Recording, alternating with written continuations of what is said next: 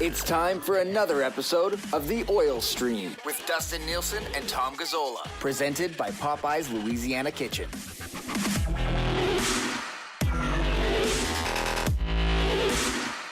Well, hello there. Thank you very much for joining us. What's your issue, buddy?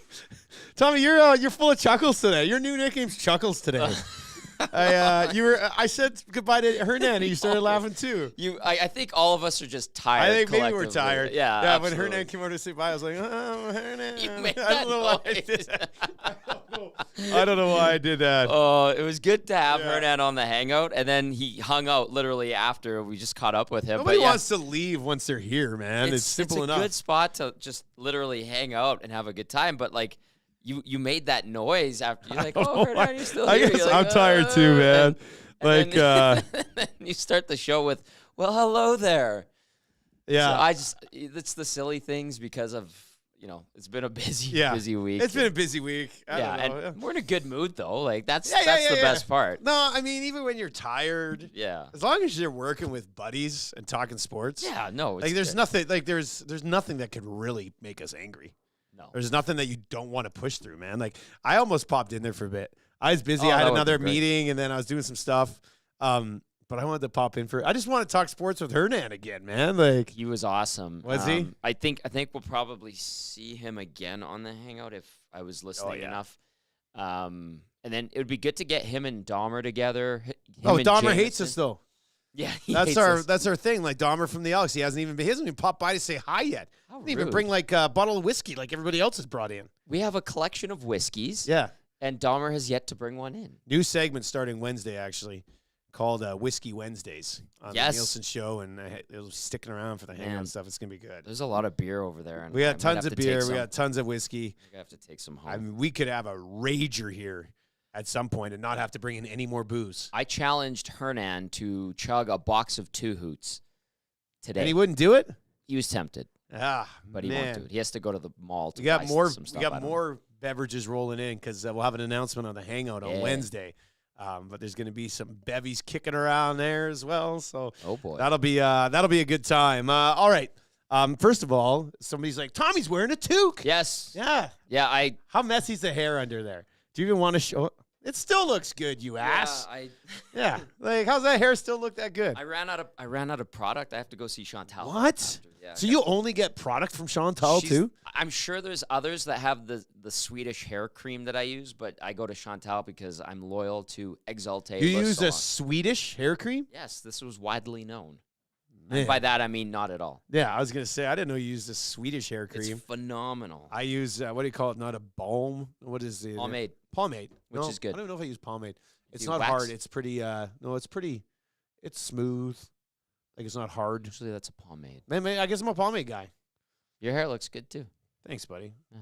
I like the hat. That's like your Rob Lowe. It's a classic CFL. I'm a huge league guy. I know you are. Like, it would be tough for me to be rolling around. And now, if I started to become a CFL guy who just wore all the team stuff, what do you think about that? Because I got some Elk stuff at home, but I'd wear some Bomber stuff. I'd wear Rider stuff. I'd wear Lion stuff.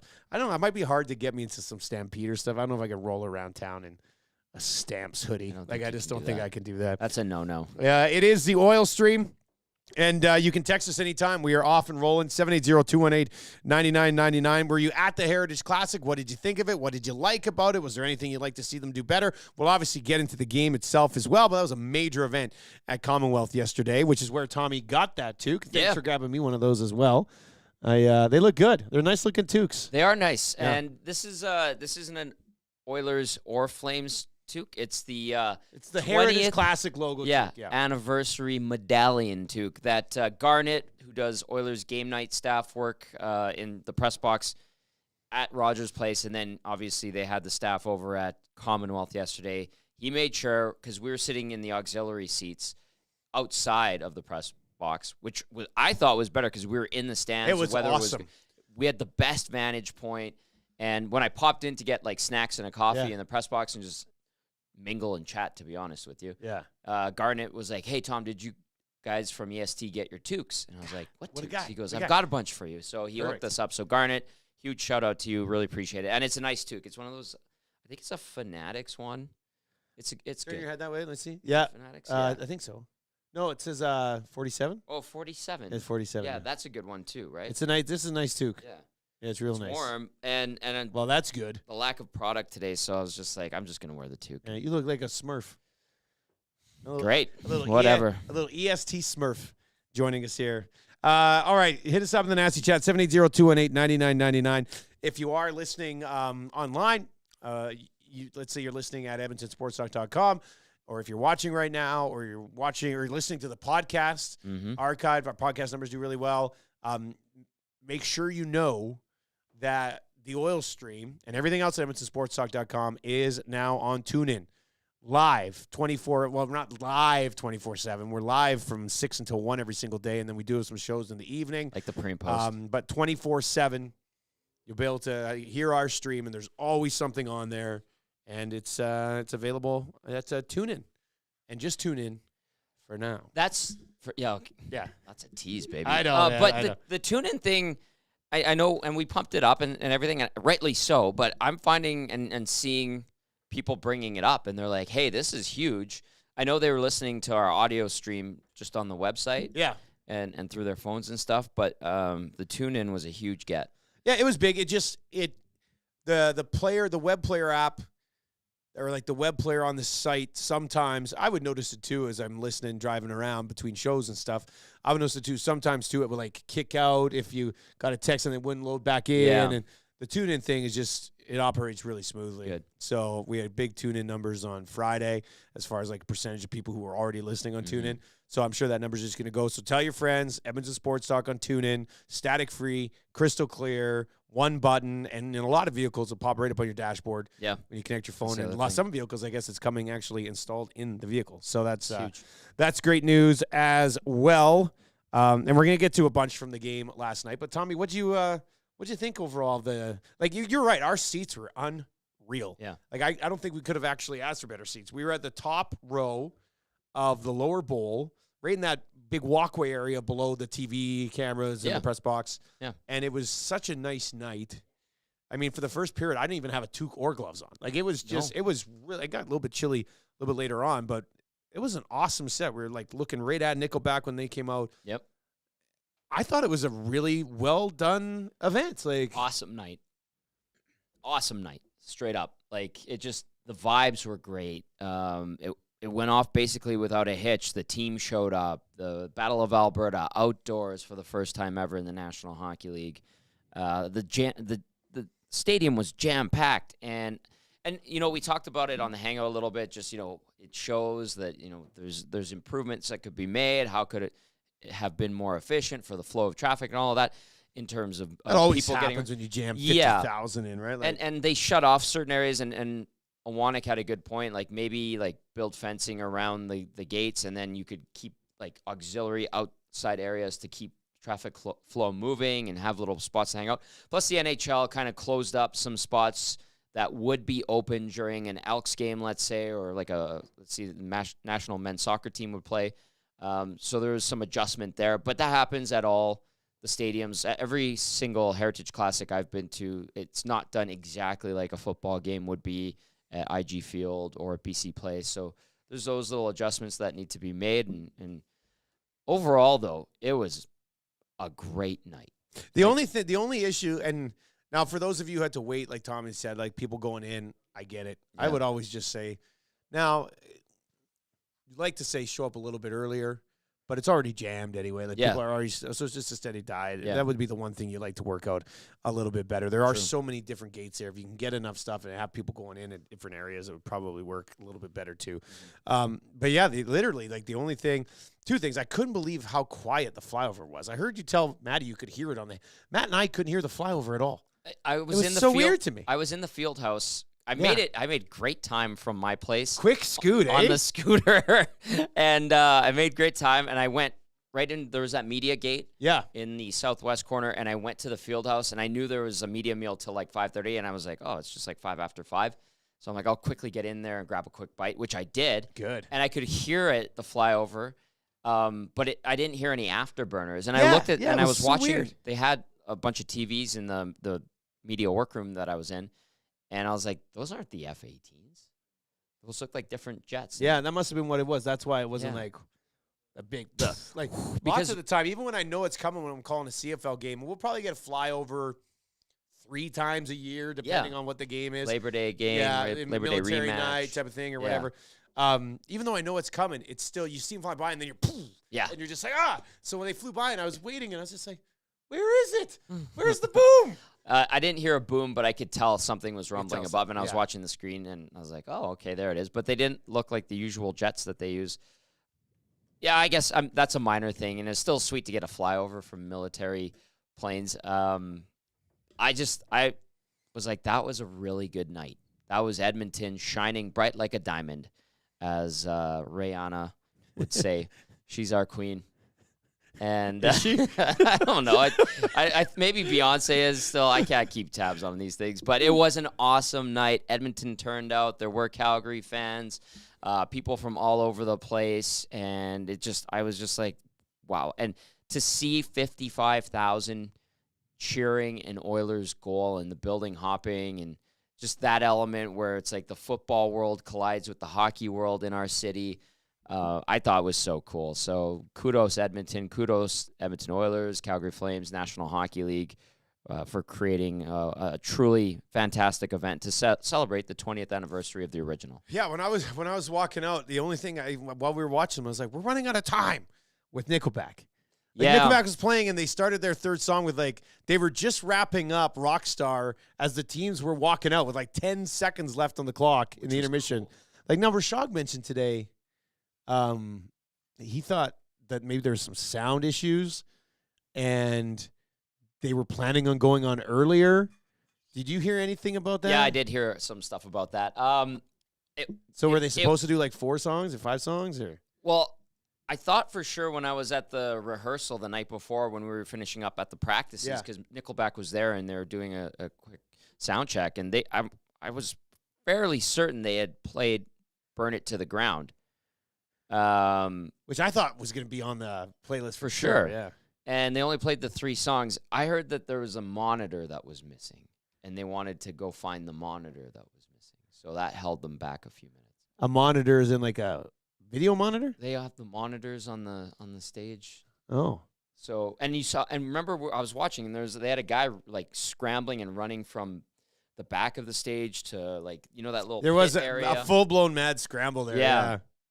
So there was something there, and then I think they just said, screw it, we're running out of time. Let's go play a few songs. And it was good. And they should have brought Burn It to the Ground in, though. I thought instead of Saturday night. For sure Saturday night on a Sunday. Yeah. Interesting. Yeah. Good song, though. Burn It to the regardless. Ground. Then, Rashog mentioned that he thought we got screwed out of Photograph, but I was like, you're not That's a terrible song. I don't mind Photograph. Oh, God. But not at that moment with that crowd in No. front of 50,000 at Commonwealth. And I listened to the first two. We stood up and we were listening and watching, and I was like, okay, this is the time to go quickly run to the press box, grab some coffee. Yeah. You brought back snacks. potato chips for I the brought boys. back chips. I had Cool Ranch Doritos. Those are great. It was nice, yeah. Those are so good. Real nice. And I thought that was a perfect time because people left early in the second period, I think anticipating the Nickelback show, and then so they went to the bathroom, they went and got their snacks or beer or whatever, and then they made it back to the seats for Nickelback. And honestly, I was looking around as I'm walking to the press box, and the stairs were packed on the way up, and young people, old people just singing along. There was some girl just down from us who was just she was losing it. It was awesome. And in the press box too, everybody was standing and watching and listening. And I looked at Dave Parker, videographer extraordinaire, best in the country. Handsome man. He's just a great dude overall. I'm like, Parker, is it bad that I'm enjoying this? Obviously, just a joke. You don't need to feel sad for enjoying Nickelback. Nickelback's a bit of a guilty pleasure for me. I love Nickelback. Okay, and I think they've don't need totally to be had their guilty pleasure. redemption. So Yeah. I thought it was a fitting show, and I thought they were great, and just they were embraced. And I'm watching people just singing their hearts out. 50-year-old dudes, 25-year-old girls, young kids. They all know the songs, and they're just jamming out. And I was like, this is a cool moment. Yeah. This is a cool moment. You're at a football stadium watching a hockey game with Nickelback performing and 55,000 people singing along. I was like, this is so cool on a great night. Just another one of those cool parts of last night. It's like there's so many people there. There's always like the one guy who'll be with his buddies who'll be like, man, I can't believe we have to, like, I don't know, I'm not here for Nickelback. Like, I don't even want to. This is how you remind me. Like, it's just, you can't not sing along. It's like, my buddy, Matty Simonek, you know Matty. I know Matty. He was there. He's texting me. He goes, where are you watching Nickelback? I'm only here for Nickelback. Like, that's of course he is. 3 songs. They did 2 on the broadcast. And then when they went to the commercial, Chad Kroeger came up and was just like, now we can do whatever we want. And then they played Rockstar, which is, I like Rockstar. Matty messaged me and was like, hey, can you get me down low to see Nickelback? Can you please? He messaged me. And I was like, he wanted to be in the pit. Yeah, no go, Matty. I'm so sorry. He was very adamant that wasn't happening. So I also want to give you a shout out for capturing the guy trying to start the wave at an inopportune time. I took a little bit of heat for that. I saw that, but I don't care. There was there was a conversation on the postgame show last week about that, the inopportune wave. And the guy was starting it, and it was obnoxious because he tried like 10 to 15 times. He was doing really, a whistle. Yeah. He was trying to get it. We're like, I'm not gonna lie to you, and I know people are probably like, there's nothing wrong with the wave. You paid to be there. I understand that, but there's like this negative effect that Oilers fans, some have felt from the wave at a bad moment in the night, and this guy was trying to do that. Well, and you know what? People came through because he was trying to start the wave when it was 3-2. Yeah. And they didn't. Nobody got on board. He got extremely frustrated. And what happened moments later? Desharnais scored, and all of a sudden it was 4-2. So mission like that right there. And then somebody else said when they eventually did get the wave going, Edmonton took a penalty right there. Like, so look, it's your money. If you want to go do the wave, go do the wave. I just look at it, and there's a proven track record of the wave in key moments completely blowing it for your team. Yeah. So don't do it. Don't do it in those spots. 4-2 in an outdoor game, 4-2 in let's say 4-2 in a playoff game indoors at Rogers Place. Don't you dare do the wave unless there's like 60 seconds left and the faceoff's in the other zone. Right. But if it's a 5-2 game, 4-2 in a regular season game, definitely 4-2 in an outdoor game. Have at her late in the game, But yeah, there's some spots to do it and some spots not to. And I don't even technically dislike the wave. I do think it's pretty cool to get like 50,000 people doing it at the same time. Yeah. But you know what? You need to come in, do the wave 2 minutes into the game, get it out of your system, sit back and watch the hockey game. Pick your spot a little bit better. Yeah. And it was this one guy and another buddy, and it was just, it was kind of, I'm not going to satisfying to see Oiler fans not shoot buy them in. down for that.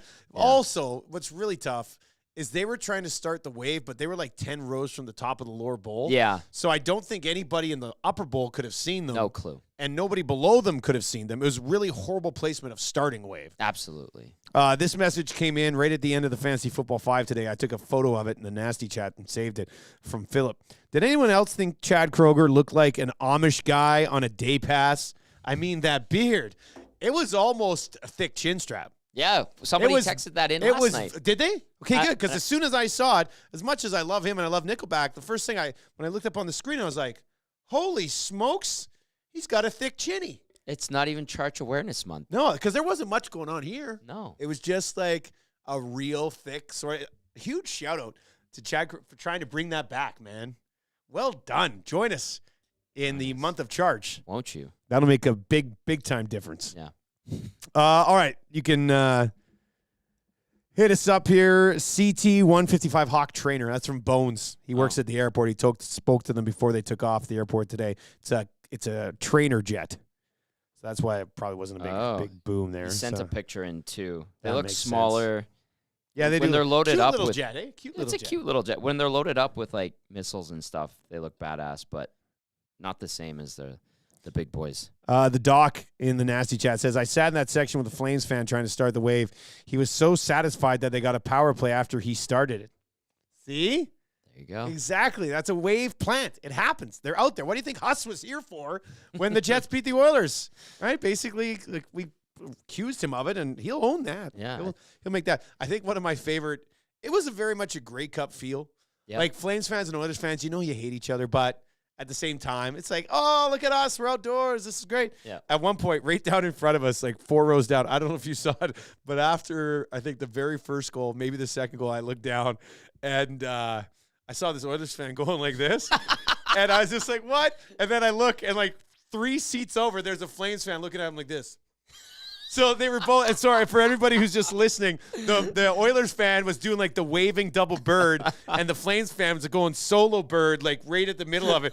And they were like 3 seats apart, and it was awesome. I looked down, and I was like, man, have a night, boys. That's like, a night. That was pretty good, actually. I am laughing. It was good. That is. I thought about trying to grab the camera and take a quick picture of that, boy. but yeah, it was pretty good, actually. I thought that was nice. So yeah, if you're listening right now, 780-218-9999, or you can hit us up in the nasty chat as well. We are going to dive into the game, but if you have any questions about it, I will just quickly to follow up on the Heritage Classic, because maybe do it again. And although somebody said, why don't they do this once a year? Look at all the money for OEG, but this is a whole NHL approval thing. It's a league thing, so it's not like Daryl Cates can just tell Stoff, "Hey, let's get this thing going and get it out there." Like you can't do that. So that's not going to work. So I'm sure if they could somehow pack $50,000 or 50,000 people worth of tickets once a year, they would certainly do it. But it's a big production. I was talking. NHL brings their own hosts and everything. Eh? Yeah, is that what it is? And the one guy called Zach Hyman Luke twice, and he got booed. Yeah, I didn't know. Of course, unless they were saying Luke. No, I think they booed the. Okay, I thought they booed the guy for calling him the wrong name, and Hyman's just kind of like, well, when you're the nicest dude of all time, if you're Zach Hyman, what are you supposed to do there, right? Like, Propane Pimp says, "Hey Tom, it's radio. We can hear you laugh." Propane Pimp, I was quoting Anchorman. Yeah. We are laughing. Oh, we are laughing. Yes. If you could change one thing about the entire experience, what would you change? Like, we all thought it was really good, but this is a fun question for you. Many of you were there last night. We know it. You were there.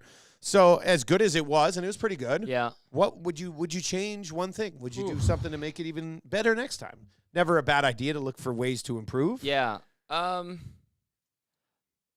Probably, if there was a way to make the concourses easier to navigate. It's just so tough to do, the logistics of that, and the one side on the west side, like, say you were to, like Maddie suggests, open up, put fencing around the outside of the stadium, and then make that way kind of a thoroughfare for people that don't want to jam up the concourse, so you can go outside and walk around kind of thing. Oh. If you could do that, I think that would have helped.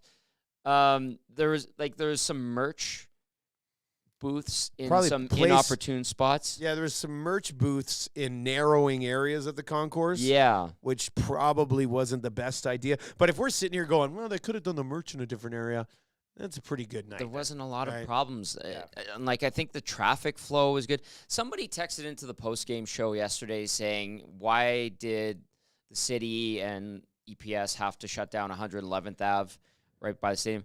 They do that for pretty much every game. Like, that's a congestion and traffic thing. And if you just it was tough getting an Uber last night. I had to run 5 blocks. And this is like that for Grey Cup. If you went into this event thinking that it was just like an Elks game, you're screwed. You can't leave 15 minutes before. They had added security. They had metal detectors. You had 55,000 people there. You had portions of the area and the site literally blocked off for the production trucks. The actual freezing truck that provides the ice plant that they drive around, like, that's heading to New York right after this. The one that they had to send to Australia for the preseason games, that one had to be shipped on a container, a shipping container, and is being sent to Seattle for the Winter Classic. Like, they have 2 of these setups for outdoor games. And, like, they had to create basically that Rod Laver Stadium in Australia. That's a tennis court. So that's why they had to send one of their ice trucks to Australia. So, like, if you just thought, oh yeah, it's just going like to a busy Elks game, you were screwed. That was the wrong way to look at it, because it's a whole production. And when the NHL takes over these things, they put in certain processes that are different to just a regular CFL game, or even a CFL Grey Cup. Like, so the awareness for that maybe could have been better. But outside of that, I thought it was really, really well done. A couple of text messages, 780-218-9999. A couple of those large portable screens at each end of the rink. Good point. Could be easier to see some of the action. The people sitting in the north end zone, they're screwed because they would have to turn around to look at the one scoreboard. That's one thing about Commonwealth. I wish there was another scoreboard. Yeah, it would be nice to have another scoreboard at the other end. What would really be good, like I wish we could like put Commonwealth on steroids and just do 2 huge ass scoreboards at both ends. Like I'm talking like, like the space. Yeah. Almost the whole bloody thing. That's like just change the game. Just have 2 huge scoreboards at each end. Because that was a little tough. And for people, my buddy Haji was bitching because he was sitting in like row 9. He's like, I can't see the action. I was like, well, that's on you. Yeah. Like if you're going to be at those games and you're sitting like lower than row 15, you're not going to be able to see the whole ice. That's why we had great seats. But there's little things like that, but it's nothing that's going to ruin the day. No. But it would be nice to have some screens. The south end zone. The north end zone where the scoreboard is. I know they put one in. I think it was for the World Cup, for the Women's World Cup in 2015. They bought a new one. They need that whole area with the LED technology now, how good those screens are. I know they're very expensive, but if you could just put a screen on that whole area, that would be perfect. Which area? Say that again. The north end zone. The whole, like you said, fill that whole space. Because that little one that they have there, that's that little box that they built in the 70s. That it's housed in. It's cute, but it's not the biggest, and that area of the stadium is huge. And then the south end zone would be way better if it had a huge scoreboard too. No, I think that'd be great. Rick Lawlisher, huge Oil Stream fan. You're probably watching or listening right now. Let's make that happen here while you're on the interim tag. Right? Time to create another legacy.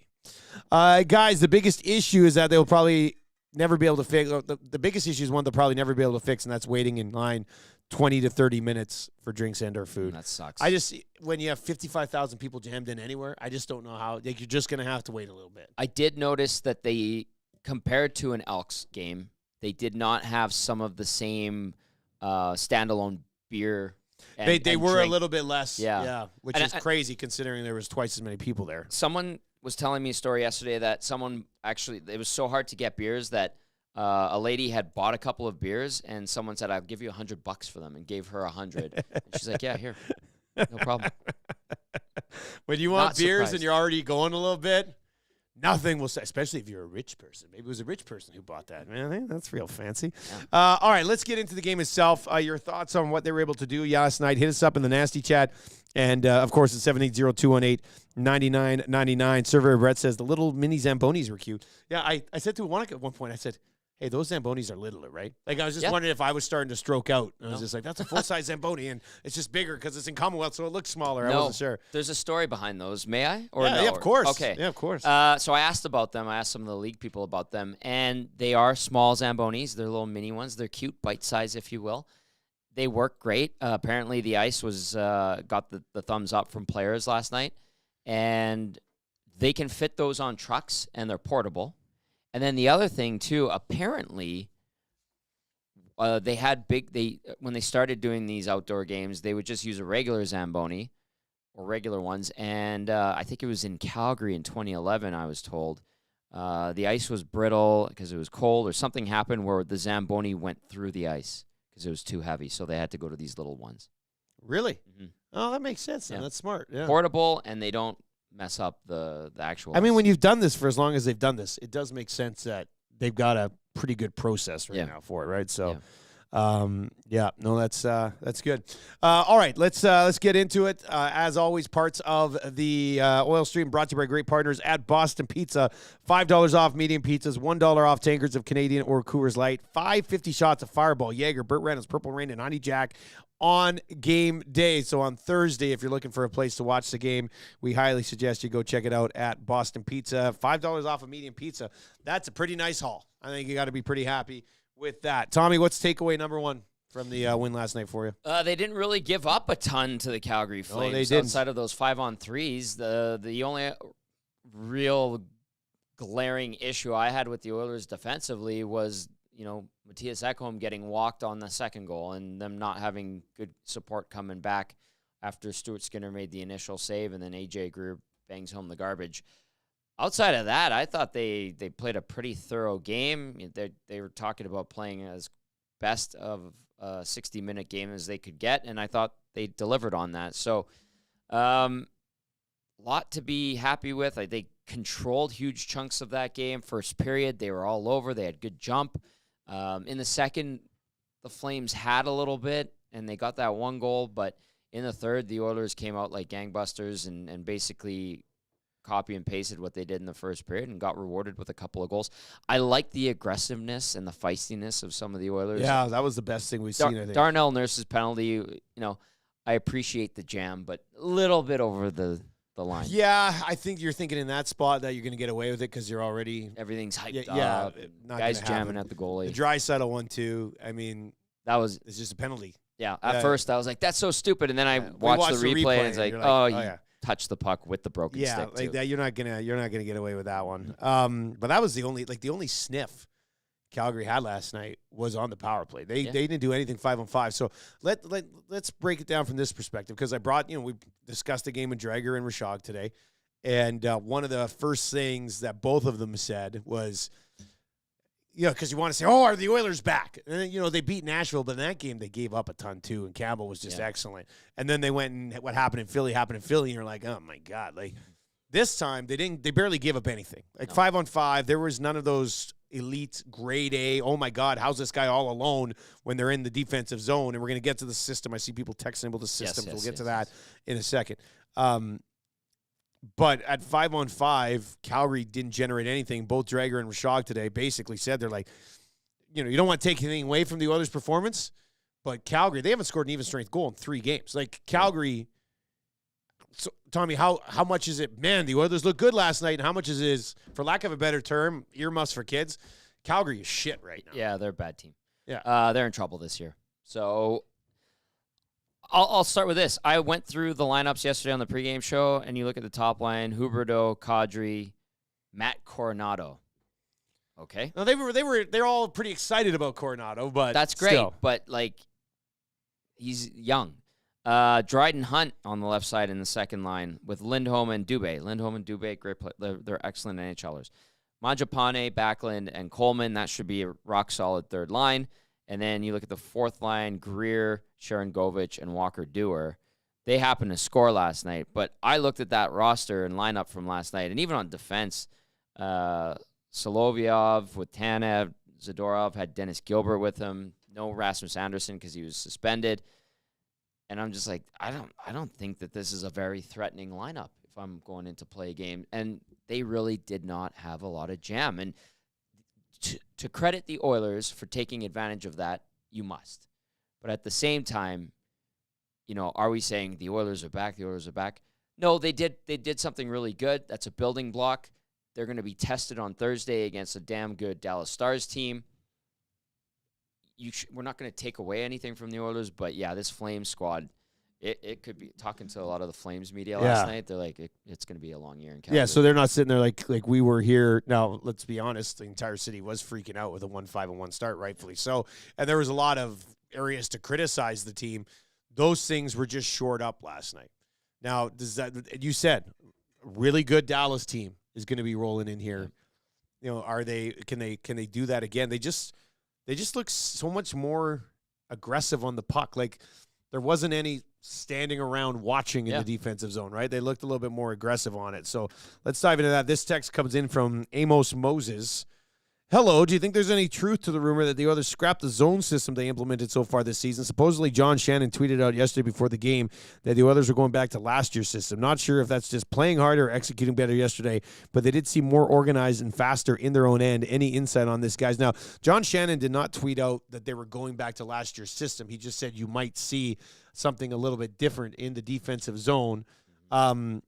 I tried to watch it a little bit, but then I just got carried away watching the puck and seeing where things are going. But what did you think of the way, no matter what it was, they were certainly more aggressive defensively. Absolutely. Yeah. And they executed much better. They're more assertive in front of their net. All the things that they were supposed to do out of the gates this season that they really weren't, they did last night. And was it level of competition and the level of opponent that they faced that it made it easy? Maybe that's a factor in it. But I asked Cass about this because those questions did pop up on the pregame. People mentioning John and what he described that the Oilers might do in their defensive zone. And Cass and I on the pregame were like, well, that's news to us, but let's see if they do it tonight. And then when I hopped on with Cass postgame, I'm like, Cass, did we see them revert back to the man-on-man? And he goes, no, not really. They just played better. Yeah. They did what they were supposed to do. They executed. They were quick on pucks. They broke up cycles. They made nice outlet passes. And he's like, man-on-man or zone, good teams are capable of doing that. And we saw the Oilers do that. And then Cass also pointed out how poorly the Flames played offensively. Yeah, they did play awful offensively. Yeah. Like, they had nothing. They had nothing offensively Their last night. 5-on-5 shots were terrible, weren't they? Yeah, they barely got anything. Yeah. They barely got anything 5-on-5. What was the number last night, 5-on-5? Let me bring up the because when I looked at it this morning, I was like, wow, they really didn't generate much. No. They got outshot 33-26 overall, but that doesn't have the 5-on-5 breakdown. Yeah, I'm going to look that up up right anyway, now. let's see on Thursday. And the other thing, too, I wondered about the system. In a game like that where you're in sensory overload and it's all hyped up, like, I almost feel that systems kind of fall by the wayside to a certain extent. It's usually kind of a sloppier game in these outdoor games, is it not? Yeah, it is. That's the other area where you go, well, let's see what happens on Thursday. This is a completely different situation. Yeah. And Stuart Skinner stopped all 18 even strength shots that he faced last night. Markstrom had 29 shots that he faced even strength, and 25 of 29. And no real 10-bell chances. Maybe 1 or 2 5-on-5. On Skinner? Yeah. Maybe 1 or 2. There was a couple times where I was like, that was a good save. But most of them were fairly routine, and that's nice to see. A far cry from when those guys, whether it's Jack Campbell or Stuart Skinner, are scrambling. They're making the first 2, sometimes 3 stops, and then the third one goes in, or fourth. Todd and YYC down in Calgary, maybe listening on TuneIn. Who knows? Hey, guys, it looked like they collapsed down a lot more last night, 5-on-5, than in previous games. They just seemed to be around it a little bit more. Yeah. And maybe that's because Calgary's a cluster F offensively right now, but I don't know. Calgary Glenn. And, man, look at everybody in Calgary, eh? Nice. Chiming in there. Alberta's sports program. Hey there. The Oil Stream. Who picked the 3 stars? Kane should have been a star. Yeah, That transitions us on to. So we're going through it today on our morning after show on the Nielson Show. And when we get to the 4th star that we usually do, I looking at the 3 stars. I was like, how the hell is Evander Kane not a star in this game? Evander Kane was the best player on the ice. Yeah. He should have been the first star. I thought in so, the game too. last night. Who's to blame for that, buddy? Who picked Mackenzie Weegar? I know, but I would and even Luke have Kane Hyman. ahead of Draisaitl too. Yeah, and who is Luke Hyman? How did Luke Hyman end up being the first star? of Huge yesterday's game for Evander Kane, though. I thought he was great. Yeah, he was awesome.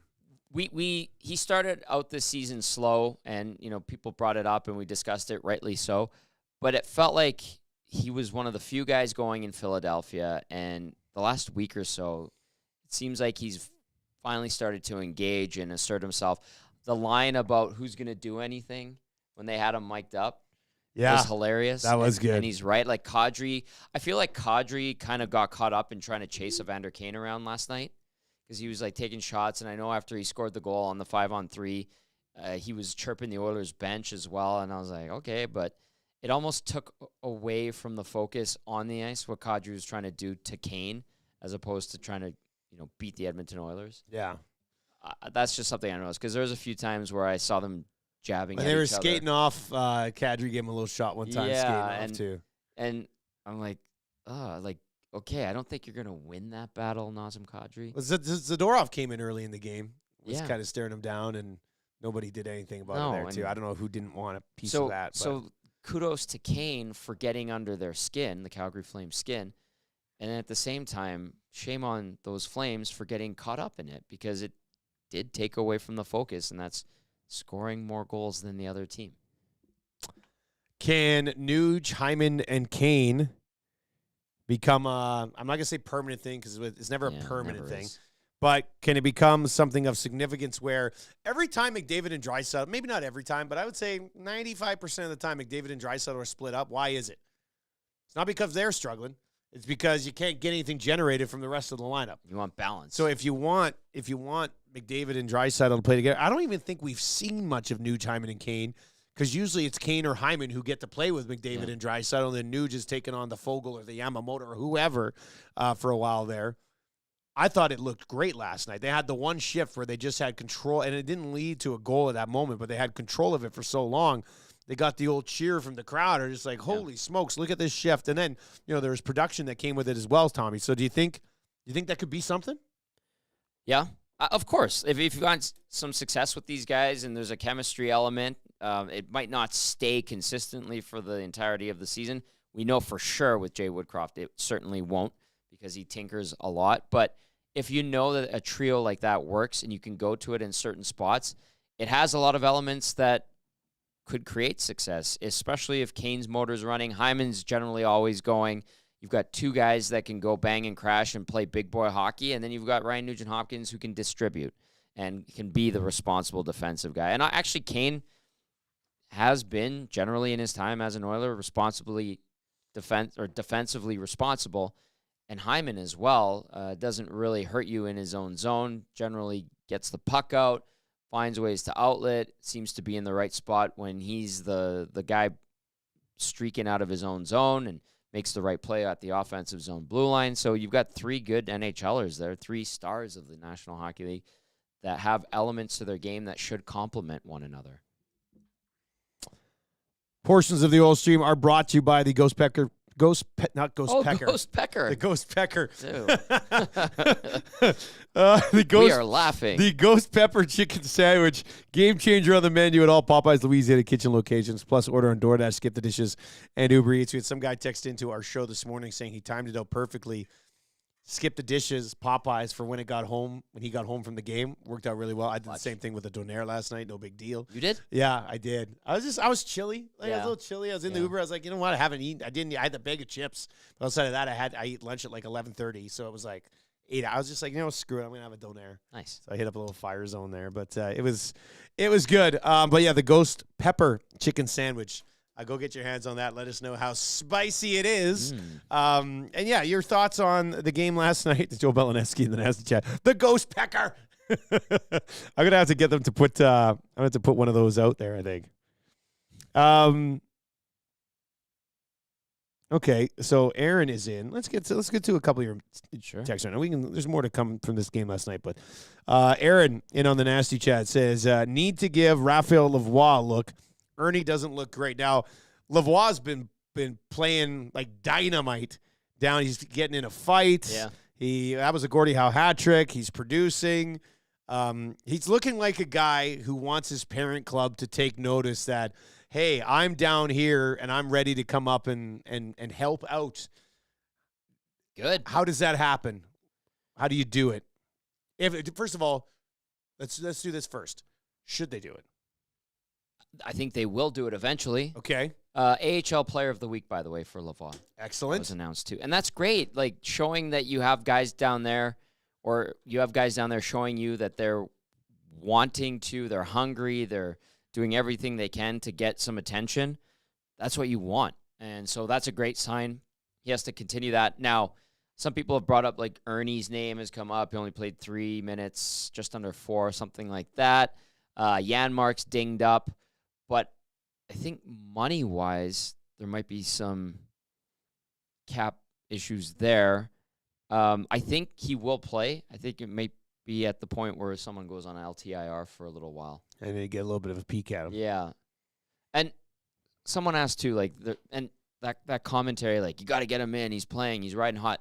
Yes, he is. I'd let him ride hot for a little bit longer down there, for sure. Say they do call him up. I don't think they're saying, okay, Raphael Lavoie, you're going in on the second line tonight. I don't know if they'll give him that opportunity just yet, unless they're playing so poorly and somebody's really banged up in the top 6 that they insert and thrust him into a situation like that. Like, usually when they call these guys up, even when they're playing hot and on fire, like third line, fourth line, they play 6 minutes, no special teams. Does this come back around to the contract a little bit?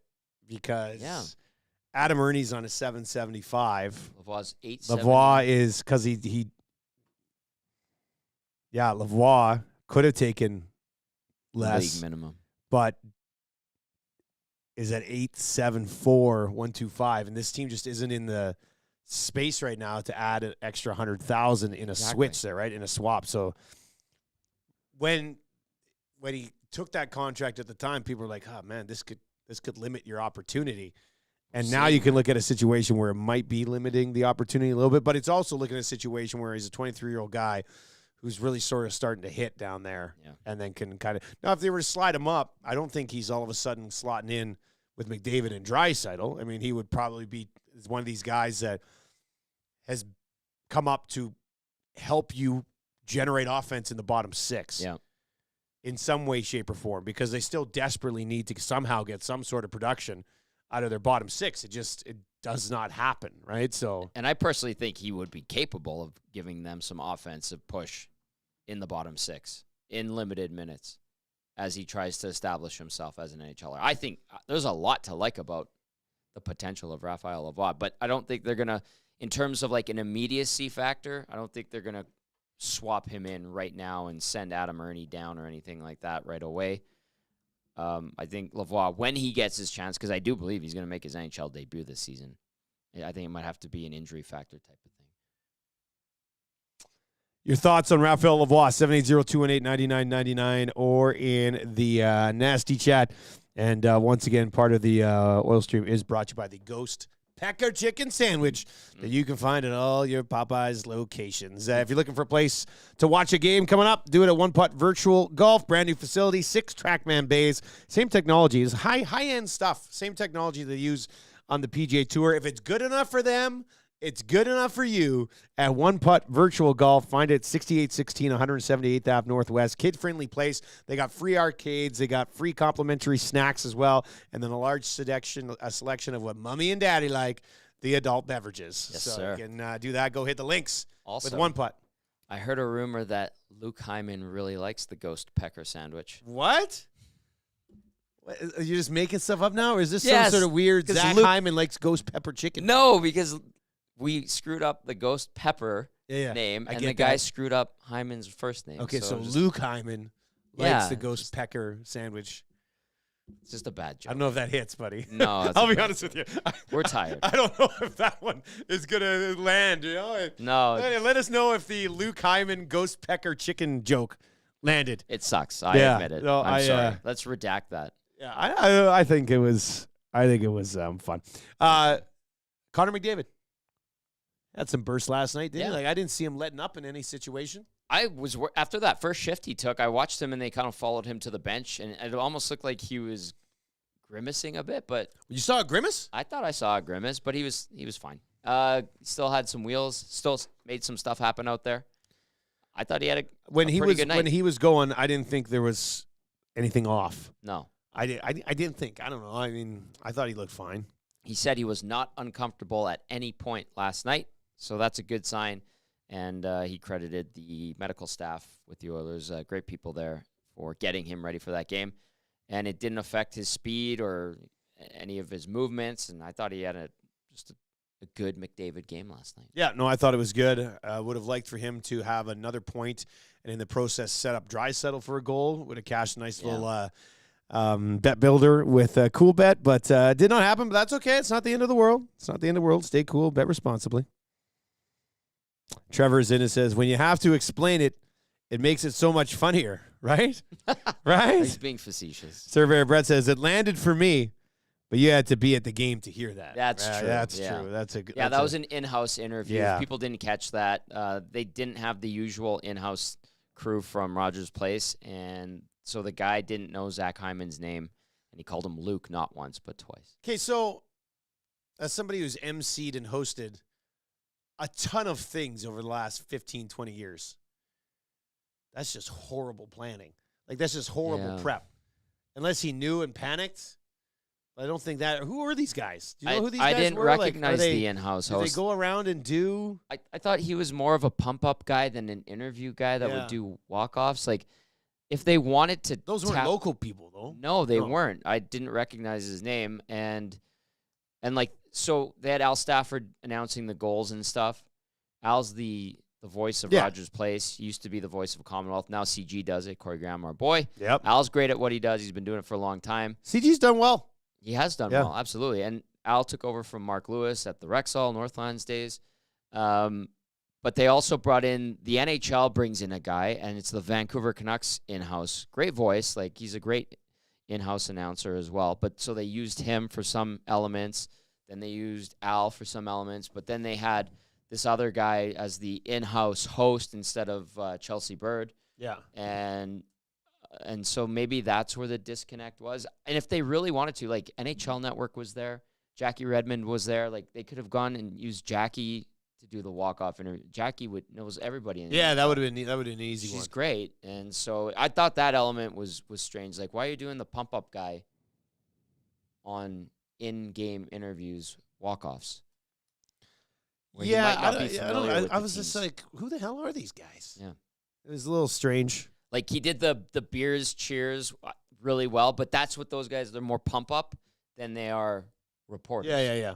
He probably doesn't know the Oilers and Flames that well. And now, if you're going to be doing that job and they're going to tell you you're going to be interviewing some of the players, I feel like somebody would have told him in his ear. Zach Hyman. Zach. Yes. Zach, not and Luke. He just kind of panicked or sucked or it's whatever. Tough. We've done things like that, and sometimes you don't hear it or you just screw it up. Kind of like when Dusty did the in-house announcements of the last Grey Cup. I've done the in-house announcements for the last 2 Grey Cups. Haven't screwed up once yet. And that's kind of nerve-wracking, but I have a script right in front of me. And it's not very long. And you're great at it. But it's, but some of those names, like the indigenous lands, yes, I got to make sure I don't screw those up. And some of those are difficult to say. And you have to write them phonetically. It's usually scripted out relatively nice. Guys, I said this on TNS that Robert Clark got screwed, but all in-house Oilers staff got hosed too. So it's kind of really too bad. Yeah, and I Rob's guess that's paid kinda by. how it is. Yeah, Robert's paid by the Oilers. So who made the call on the anthem? I think it's probably a league / they maybe asked the Oilers, like, hey, what about so and so? Maybe the league dictates. I mean, Clark's just a better anthem singer. It's just no two bones about it. I don't know. I thought he probably should have had the opportunity to call that one. But hey, if you want to go hit the links here, and it's starting a little bit. Not bad this week. I think trick or treating day is gonna be like +6 or 7. Oh, good. But it's gonna cool down here right away. You might as well keep that swing going. At One Putt Virtual Golf, check them out. 6816 178th Ave on the north end of Edmonton. And isn't it nice going somewhere new that you haven't been before?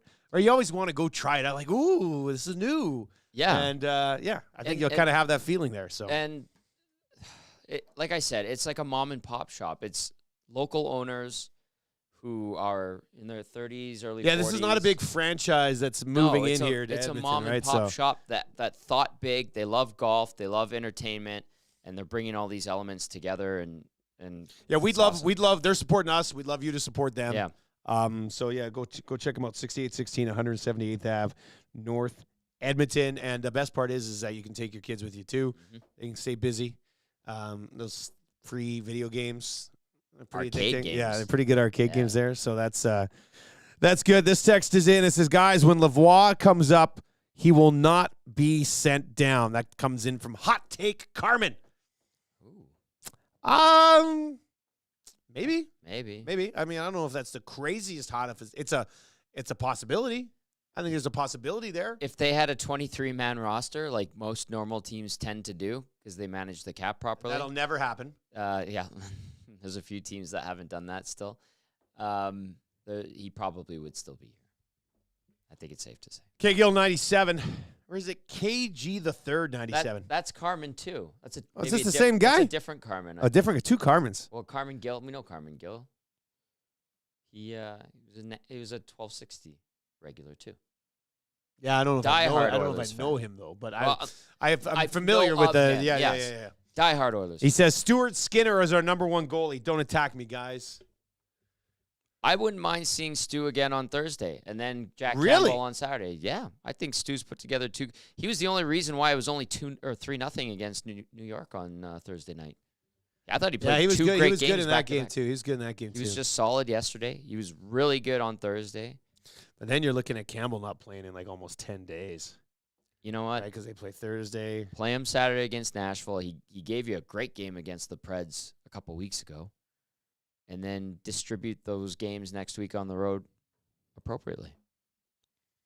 Maybe you go to Campbell again if he has a good night on Saturday.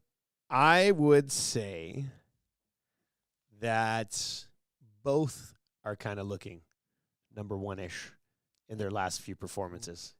Ooh. How's that sound? That's saucy. It's not a 2A, 2B situation. Maybe it legitimately is a 1A, 1B situation. The goaltending, and I know some people are going to hate this because I've seen some people putting a lot of what we've seen so far in the goaltending. I think the goaltending has been the most pleasant surprise on this team so far this year. It's kind of been steady. And they've let in a lot of goals, and their numbers suck because the players in front of them have been a mess.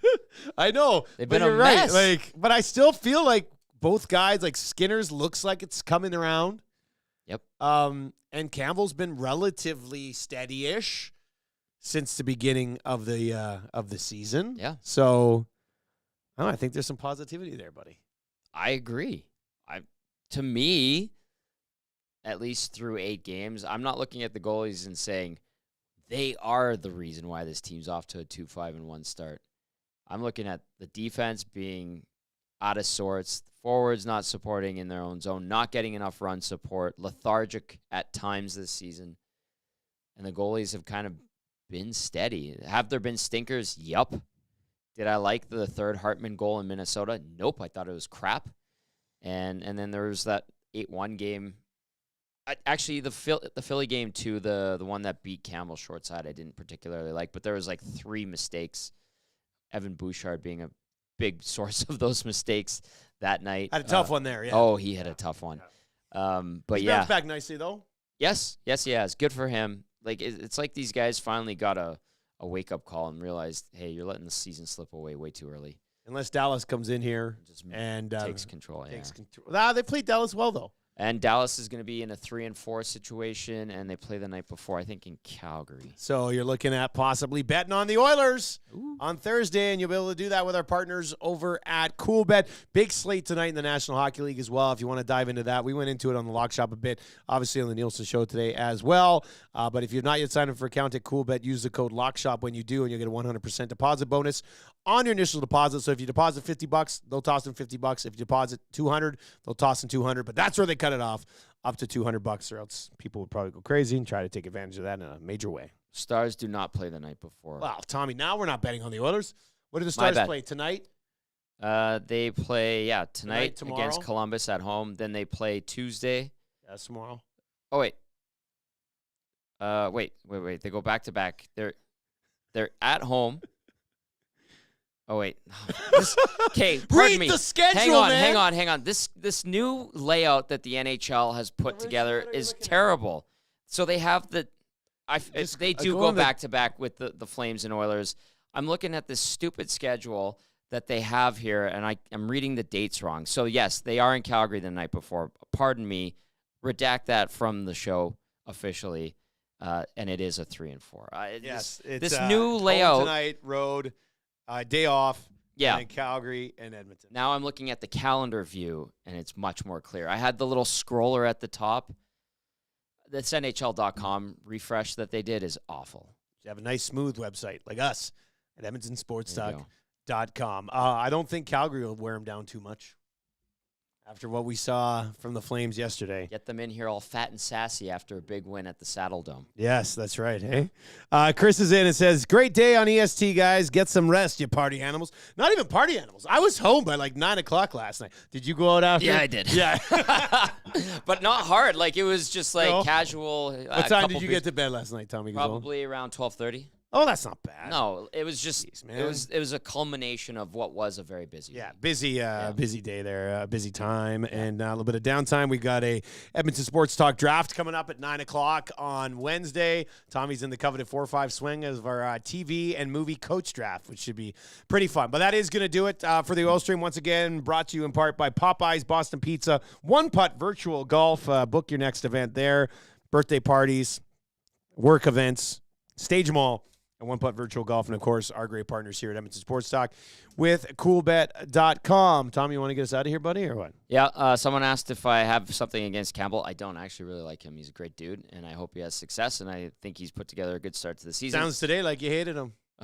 According to Brent Smith, I do. But not the case, Brent. Thanks for tuning in. Appreciate it. Like, share, subscribe, smash that thumbs up button. We're very, very close to 5,000 subscribers. Yeah, where are we at right now? 496? Yeah, let's do it. Let's go. Less than 40 people. Come on, give us a sub. Give us a sub, and we appreciate it. We will be back tomorrow. Looking forward to it, as always. Thanks for supporting EST.